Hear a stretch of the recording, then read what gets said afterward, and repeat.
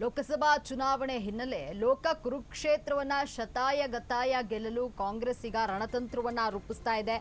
ಲೋಕಸಭಾ ಚುನಾವಣೆಗೆ ಕಾಂಗ್ರೆಸ್ ಅಭ್ಯರ್ಥಿಗಳ ಆಯ್ಕೆ ಕಸರತ್ತು ನಡೀತಾ ಇದ್ದು, ಇಂದು ಅಥವಾ ನಾಳೆ ಅಭ್ಯರ್ಥಿಗಳ ಹೆಸರನ್ನ ಘೋಷಣೆ ಮಾಡುವಂತಹ ಸಾಧ್ಯತೆ ಇದೆ. ಇನ್ನು ದೆಹಲಿಯಲ್ಲಿ ಕಾಂಗ್ರೆಸ್ ಚುನಾವಣಾ ಸಮಿತಿ ಸಭೆಯ ನಂತರವಾಗಿ ಘೋಷಣೆ ಮಾಡಲಿದ್ದು, ಮೈಸೂರು ಕೊಡಗು ಲೋಕಸಭಾ ಕ್ಷೇತ್ರದ ಅಭ್ಯರ್ಥಿಯ ಆಯ್ಕೆ ಈಗ ತೀವ್ರ ಗೊಂದಲವನ್ನ ಉಂಟು ಮಾಡಿದೆ. ಸದಾನಂದ ಗೌಡರನ್ನ ಕರೆತರಲು ಡಿಕೆ ಶಿವಕುಮಾರ್ ಬಣ ಒಂದು ಕಡೆ ಕಸರತ್ತನ್ನ ನಡೆಸ್ತಾ ಇದ್ರೆ, ಮತ್ತೊಂದು ಕಡೆ ಡಿಕೆ ಶಿವಕುಮಾರ್ ಬಣದ ಆಯ್ಕೆಯನ್ನ ಸಿಎಂ ಸಿದ್ದರಾಮಯ್ಯ ಬಣ ಒಪ್ತಾ ಇಲ್ಲ. ಸ್ಥಳೀಯ ಕಾರ್ಯಕರ್ತರನ್ನೇ ಅಭ್ಯರ್ಥಿ ಮಾಡಬೇಕೆಂದು ಸಿದ್ದು ಪಟ್ಟು ಹಿಡಿದಿದ್ದು, ಮೈಸೂರು ಕಾಂಗ್ರೆಸ್ ಅಭ್ಯರ್ಥಿಯಾಗಿ ಲಕ್ಷ್ಮಣ್ ಬಹುತೇಕ ಖಚಿತವಾಗಿರುವಂಥದ್ದು.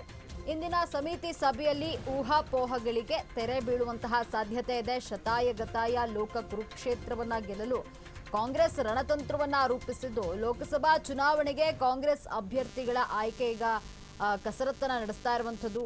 ಇಂದು ಅಥವಾ ನಾಳೆ ಅಭ್ಯರ್ಥಿಗಳ ಹೆಸರು ಘೋಷಣೆ ಮಾಡುವಂತಹ ಸಾಧ್ಯತೆ ಇದೆ. ದೆಹಲಿಯಲ್ಲಿ ಕಾಂಗ್ರೆಸ್ ಚುನಾವಣಾ ಸಮಿತಿ ಸಭೆಯ ನಂತರ ಘೋಷಣೆ ಮಾಡಲಿದ್ದು, ಮೈಸೂರು ಕೊಡಗು ಲೋಕಸಭಾ ಕ್ಷೇತ್ರದ ಅಭ್ಯರ್ಥಿಯ ಆಯ್ಕೆ ಏನಿದೆ ಅದು ಈಗ ತೀವ್ರ ಗೊಂದಲವನ್ನ ಉಂಟು ಮಾಡಿದೆ. ನಿಮಗೆ ಹೆಚ್ಚಿನ ಮಾಹಿತಿಯನ್ನು ನೀಡಲು ನಮ್ಮ ಪ್ರತಿನಿಧಿ ಯಶಸ್ ಡೆಸ್ಕ್ನ ನೇರ ಸಂಪರ್ಕದಲ್ಲಿದ್ದಾರೆ. ಯಶಸ್, ಏನು ಲೋಕಸಭಾ ಚುನಾವಣೆ ಹಿನ್ನೆಲೆ ಲೋಕ ಕುರುಕ್ಷೇತ್ರವನ್ನ ಗೆಲ್ಲಲು ಕಾಂಗ್ರೆಸ್ ರಣತಂತ್ರವನ್ನ ರೂಪಿಸ್ತಾ ಇರುವಂತದ್ದು, ಇಂದು ಅಥವಾ ನಾಳೆ ಅಭ್ಯರ್ಥಿಗಳ ಹೆಸರನ್ನ ಘೋಷಣೆ ಮಾಡಲಿರುವಂತದ್ದು, ಈ ಬಗ್ಗೆ ಹೆಚ್ಚಿನ ಮಾಹಿತಿ ಏನಿದೆ?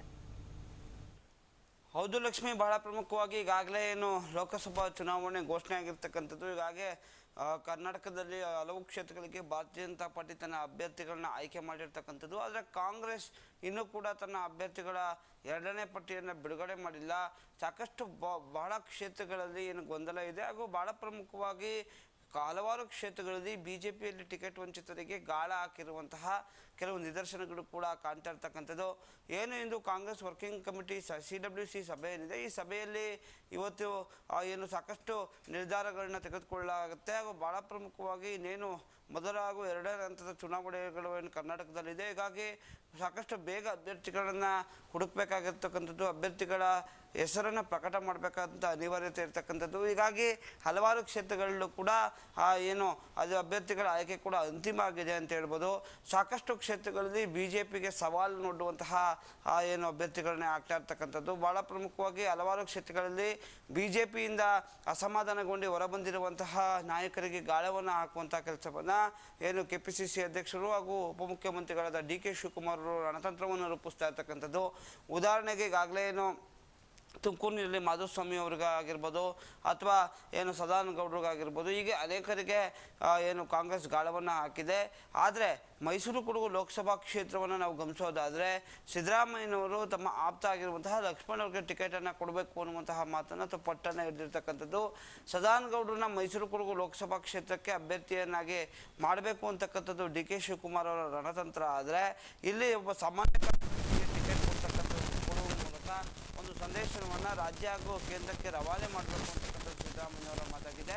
ಹಾಗೂ ಏನು ಚಾಮರಾಜನಗರ ಕ್ಷೇತ್ರದಲ್ಲೂ ಕೂಡ ಈಗಾಗಲೇ ಏನು ಮಾದೇವಪ್ಪ ಅವರ ಪುತ್ರ ಸುನೀಲ್ ಬೋಸ್ಗೆ ಬಹುತೇಕ ಖಚಿತ ಅಂತಕ್ಕಂಥದ್ದು. ಮಂಡ್ಯದಲ್ಲೂ ಕೂಡ ಈಗಾಗಲೇ ಅಭ್ಯರ್ಥಿ ಆಯ್ಕೆ ಕೂಡ ಆಗಿರ್ತಕ್ಕಂಥದ್ದು. ಆದರೆ ಟಿಕೆಟ್ ಹಂಚಿಕೆ ವಿಚಾರದಲ್ಲೂ ಕೂಡ ಸಿದ್ದರಾಮಯ್ಯವರು ತಮ್ಮ ಆಪ್ತರಿಗೆ ಟಿಕೆಟ್ ಕೊಡಿಸುವಂಥ ನಿಟ್ಟಿನಲ್ಲಿ ಯಶಸ್ವಿ ಆಗಿದ್ದಾರೆ ಅಂತ ಹೇಳ್ಬೋದು.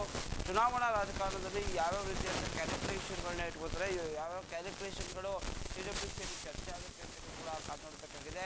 ಸದಾನಂದ ಗೌಡರು ಕಾಂಗ್ರೆಸ್ಗೆ ಬಂದರೂ ಕೂಡ ಮೈಸೂರು ಕೊಡಗು ಲೋಕಸಭಾ ಕ್ಷೇತ್ರದಲ್ಲಿ ಸ್ಪರ್ಧೆ ಮಾಡೋದಕ್ಕೆ ಸ್ಥಳೀಯ ನಾಯಕರು ಅಥವಾ ಏನು ಹೀಗೆ ಈಗಾಗಲೇ ಏನು ಟಿಕೆಟನ್ನು ನೀಡ್ತೀವಿ ಅಂತ ಏನು ಕಮಿಟ್ ಆಗಿದ್ದಾರೆ, ಹಲವಾರು ನಾಯಕರುಗಳಿಗೆ ಏನು ಕಾಂಗ್ರೆಸ್ನಲ್ಲಿರುವಂಥ ನಾಯಕರುಗಳು ಕೂಡ ಅಸಮಾಧಾನ ಆಗುತ್ತೆ. ಆದರೆ ಬೆಂಗಳೂರು ಉತ್ತರ ಕ್ಷೇತ್ರದಲ್ಲಿ ಸ್ಪರ್ಧೆ ಮಾಡ್ತಾರೆ ಅನ್ನುವಂತಹ ಮಾತು ಕೂಡ ಕೆಲವರು ಕೂಡ ಯಾವುದೇ ಕಾರಣಕ್ಕೂ ಅವರು ಭಾರತೀಯ ಜನತಾ ಪಾರ್ಟಿಯನ್ನು ಬಿಡೋದಿಲ್ಲ, ಇದೆಲ್ಲ ಊಹಾಪೋಹ ಅನ್ನುವಂಥ ಮಾತು ಕೂಡ ಕೇಳಿಬರ್ತಾ ಇದೆ. ಆದರೆ ಸದಾನಂದ ಗೌಡರು ಕೂಡ ಇವತ್ತು ಏನು ಪತ್ರಿಕಾಗೋಷ್ಠಿಯನ್ನು ಮಾಡಿ ಬಹಿರಂಗಪಡಿಸ್ತೇನೆ ಎನ್ನುವ ಮಾತು ಕೂಡ ಆಡಿದ್ದಾರೆ. ಹಾಗೂ ಇದರ ಜೊತೆ ಒಳಗೊಂಡಂತೆ ಹಲವಾರು ನಾಯಕರಿಗೆ ಗಾಳವನ್ನು ಹಾಕಿರ್ತಕ್ಕಂಥದ್ದು. ಹಾಗೂ ಏನು ಇಂದು ಅಥವಾ ನಾಳೆ ಅಧಿಕೃತವಾಗಿ ಕಾಂಗ್ರೆಸ್ನ ಅಭ್ಯರ್ಥಿಗಳ ಪಟ್ಟಿ ಪ್ರಕಟ ಆಗುತ್ತೆ.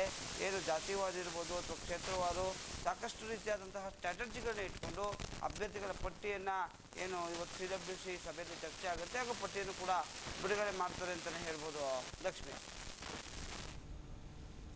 ಧನ್ಯವಾದ ಯಶಸ್ ನಿಮ್ಮೆಲ್ಲ ಮಾಹಿತಿಗಾಗಿ.